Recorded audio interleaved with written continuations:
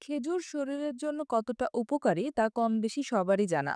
খেজুরে ফাইবারের মতো নানা উপাদান রয়েছে যা হজমে সাহায্য করে। শরীরে তাৎক্ষণিক শক্তি যোগাতেও খেজুর বেশ কার্যকরী। তাছাড়া শরীর চাঙ্গা রাখতেও খেজুর কার্যকরী। প্রতিদিন একটা করে খেজুর খাওয়ার বদলে যদি একটু অন্যভাবে খাওয়া যায় তাহলে বাড়তি সুফল পাওয়া যেতে পারে। চলুন জেনে নেওয়া যাক যেসব খাবারের সঙ্গে খেজুর খেলে বাড়তি উপকার পাবেন।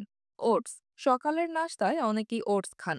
দই ওটস স্বাস্থ্যকর নাস্তা, তবে ওটসের সঙ্গে মিশিয়ে নিতে পারেন খেজুর। আলাদা করে চিনি কিংবা গুড় খাওয়ার প্রয়োজন পড়বে না।